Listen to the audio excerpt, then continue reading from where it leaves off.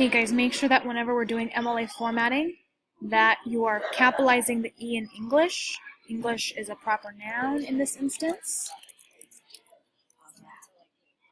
And make sure the date is formatted correctly. So in MLA, it should be the day, month, and year. Notice there's no commas. That's what it should look like. And whenever we refer to the title of Romeo and Juliet as a play, make sure you italicize all play titles. Do not address the reader directly by saying you. Rephrase that to avoid the use of you. I wouldn't call it a poem as much as I would call it a play. So let's replace that word poem with play.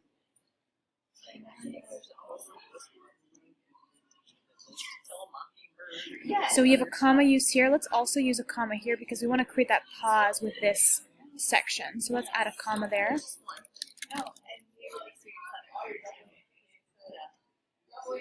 Again, italicize the play title.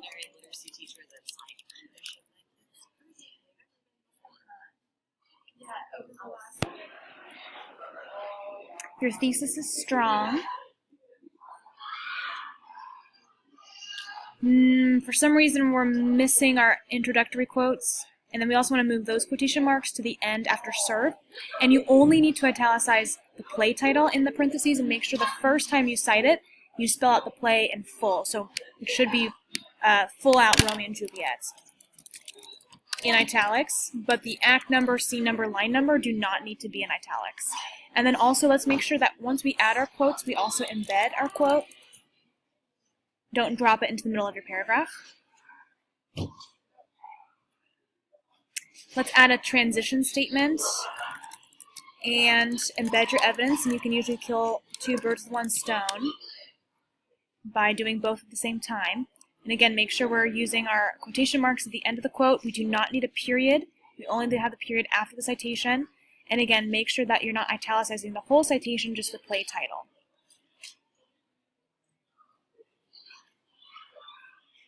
So we have a conjunction here, but, and we have two independent clauses. Here's one independent clause, and here's another independent clause. So we need to have a comma before the word but after well.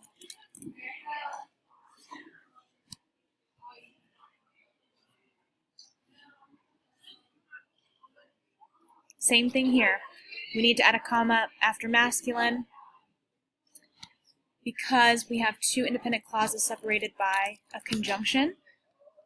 Coordinating conjunction.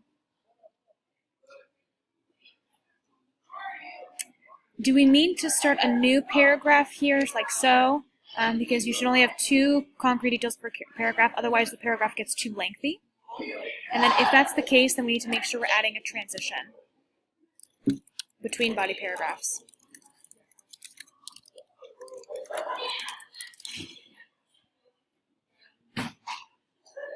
Let's embed your evidence here. Don't just drop it into the middle of your paragraph. And I think with this topic sentence, it's a little vague. Be more specific with your topic sentence here.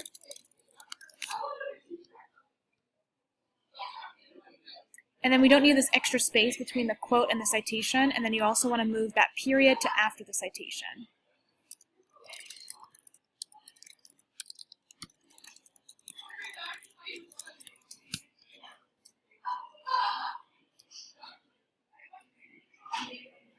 Emphasize that Good King of Cats is an epithet, not just a name.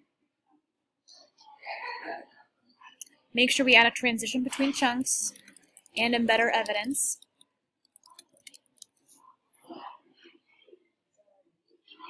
And make sure that you're following the proper abbreviation. This is the proper abbreviation with a period at the end for Romeo and Juliet in MLA format, so we don't say R and J, but RON period. And your commentary is great, but let's add a concluding sentence at the end of the paragraph.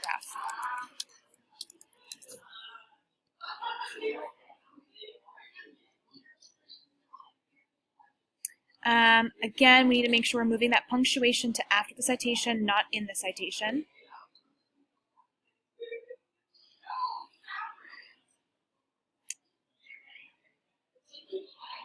Again, we have a conjunction with two independent clauses. Add a comma after words before and.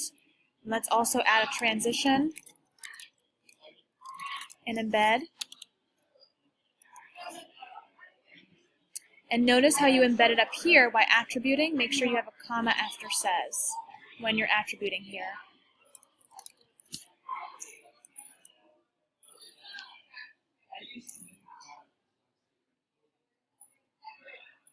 Solid commentary there. Moving on to your conclusion. Always italicize that play title. Whenever possible, avoid using contractions. So instead of saying isn't, say it is. Or excuse me, instead of saying isn't, say is not.